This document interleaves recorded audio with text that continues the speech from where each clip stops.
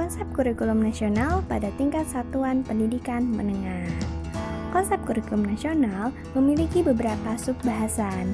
Ada pengertian, landasan, karakteristik dan komponen, struktur, prinsip-prinsip, kelebihan kekurangan, serta implementasinya. Pengertian kurikulum tingkat satuan pendidikan. Menurut Peraturan Pemerintah Nomor 19 Tahun 2005 tentang Standar Nasional Pendidikan Bab 1 Pasal 1 Ayat 15, kurikulum tingkat satuan pendidikan atau disebut juga KTSP adalah kurikulum operasional yang disusun dan dilaksanakan di masing-masing satuan pendidikan. Maksudnya, pihak sekolah itu diberi kewenangan penuh untuk mengembangkan dan mengimplementasikan kurikulum dengan cara memberikan otonomi yang lebih besar kepada sekolah dalam pengembangan kurikulum, karena masing-masing sekolah lebih tahu tentang kondisi satuan pendidikannya. Adapun komponen-komponen agar tercapainya tujuan diantaranya 1. Tenaga pendidik, lingkungan, alat-alat pendidikan, kurikulum, dan fasilitas yang mendukung tercapainya tujuan pendidikan. Selanjutnya, landasan penyusun kurikulum tingkat satuan pendidikan. Ada 3 landasan untuk menyusun kurikulum tingkat satuan pendidikan atau disingkat juga KTSP. Yang pertama, adanya undang-undang yang jelas sebagai acuan dalam penyusunan KTSP. Yang kedua, adanya PP dan Permendiknas yang dijadikan acuan dalam penyusunan KTSP. Dan yang ketiga, khusus untuk madrasah, adanya surat keputusan atau edaran Dirjen Pendidikan Islam atau Direktur Pendidikan Madrasah yang dijadikan acuan dalam penyusunan KTSP.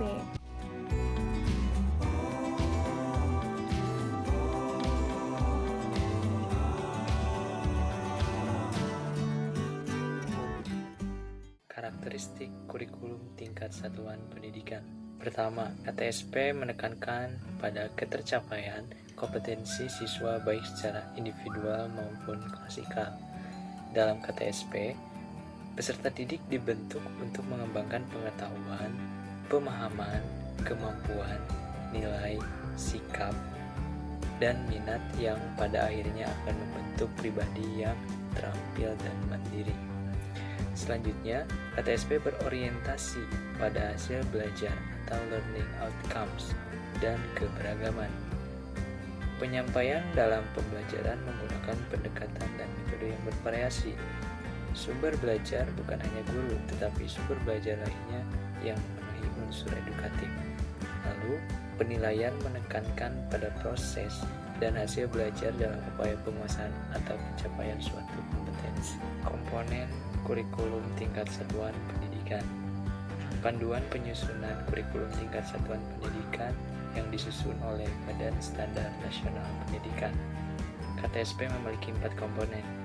Yang pertama, tujuan tingkat satuan pendidikan. Yang kedua, struktur dan muatan kurikulum tingkat satuan pendidikan. Yang ketiga, kalender pendidikan. Dan yang keempat, silabus dan RPP atau rencana pelaksanaan pembelajaran. Struktur kurikulum tingkat satuan pendidikan. Struktur kurikulum merupakan pola atau susunan mata pelajaran yang harus ditempuh oleh peserta didik dalam kegiatan pembelajaran. Struktur kurikulum tingkat satuan pendidikan memuat mata pelajaran, muatan lokal, kegiatan, pengembangan diri, pengaturan beban, kenaikan kelas, penjurusan dan kelulusan, pendidikan kecakapan hidup, serta pendidikan berbasis keunggulan lokal dan global. Lalu, struktur dan muatan KTSP pada jenjang pendidikan dasar dan menengah yang tertuang dalam standar isi meliputi 5 kelompok mata pelajaran sebagai berikut.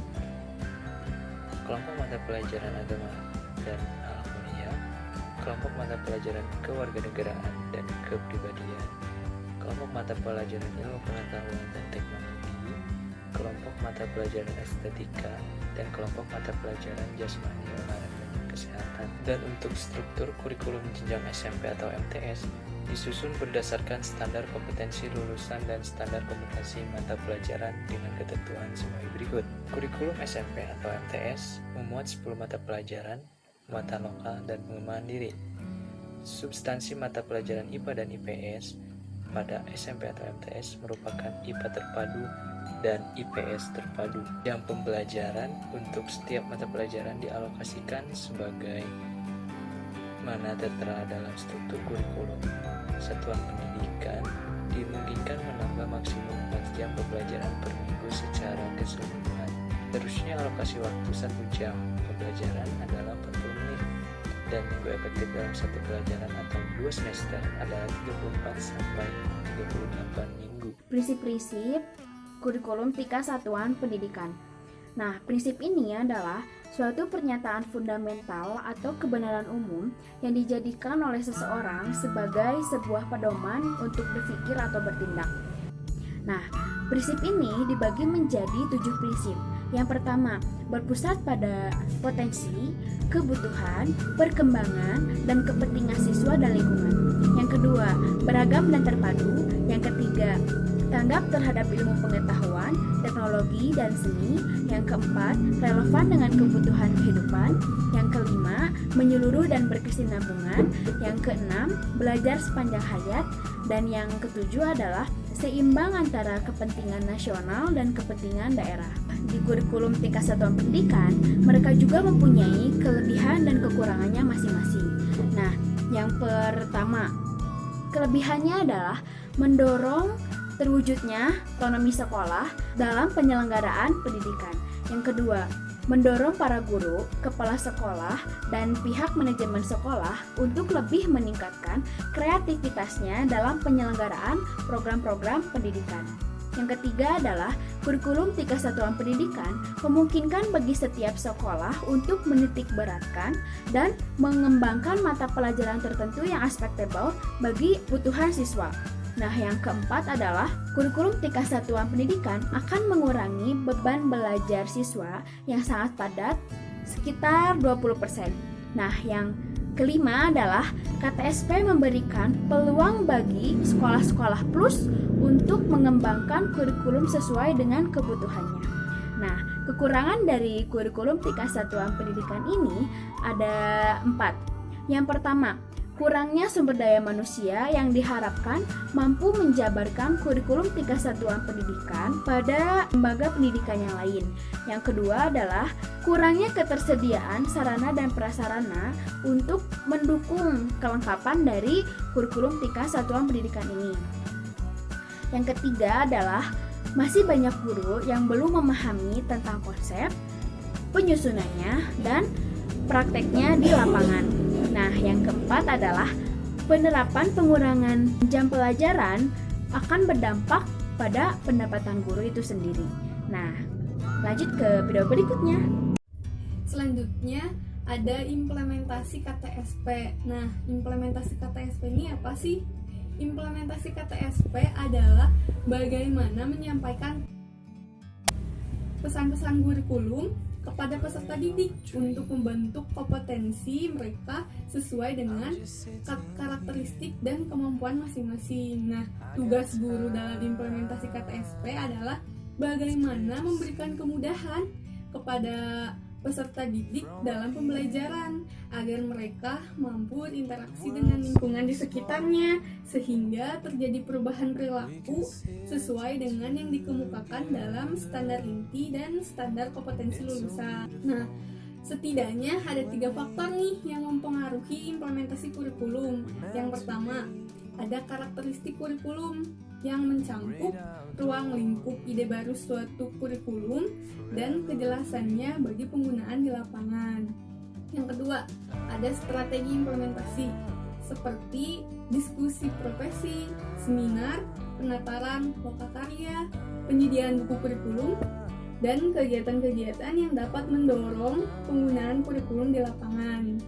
Nah, yang ketiga, ada karakteristik penggunaan kurikulum yang meliputi pengetahuan, keterampilan, nilai, sikap guru terhadap kurikulum, serta kemampuannya untuk merealisasikan kurikulum dalam pembelajaran. Nah, implementasi KTSP ini akan bermuara pada pelaksanaan pembelajaran, yakni bagaimana agar isi atau pesan kurikulum dapat dicerna oleh peserta didik secara tepat dan optimal. Nah, guru harus berupaya agar peserta didik dapat membentuk kompetensi dirinya sesuai dengan apa yang digariskan dalam kurikulum dan sebagaimana mestinya yang telah dijabarkan dalam rencana pelaksanaan pembelajaran atau RPP. Nah, dalam hal ini akan terjadi interaksi antara peserta didik dengan lingkungan sekitarnya sehingga terjadi perubahan perilaku ke arah yang lebih baik. Nah, pada umumnya pelaksanaan pembelajaran mencakup 3 kegiatan. Yang pertama ada pembukaan, yang kedua pembentukan kompetensi, yang ketiga ada penutup. Nah, apa sih yang dimaksud pembukaan? Nah, pembukaan ini merupakan suatu kegiatan untuk menciptakan kesiapan mental dan menarik perhatian peserta didik yang optimal agar mereka memusatkan diri sepenuhnya untuk belajar. Yang kedua, ada pembentukan kompetensi, merupakan kegiatan inti dari sebuah pembelajaran untuk menyampaikan informasi tentang materi pokok yang akan disampaikan. Nah, sehingga di sini guru perlu melakukan kegiatan dengan tenang dan menyenangkan agar peserta didik dapat mencerna informasi dengan baik. Yang ketiga, ada kegiatan penutup. Nah, kegiatan penutup pembelajaran ini dilakukan agar mendapatkan hasil yang memuaskan dan kesan yang menyenangkan. Nah, dari uraian tersebut dapat kita pahami bahwa implementasi kurikulum atau implementasi kurikulum KTSP ini adalah operasional konsep kurikulum yang masih bersifat potensial atau yang masih bersifat tertulis menjadi aktual dalam bentuk kegiatan pembelajaran. Nah, pada dasarnya betapapun baiknya suatu kurikulum berhasil atau tidaknya akan sangat bergantung kepada tindakan-tindakan guru di sekolah dalam melaksanakan kurikulum tersebut. Nah, sekian penjelasan implementasi kurikulum.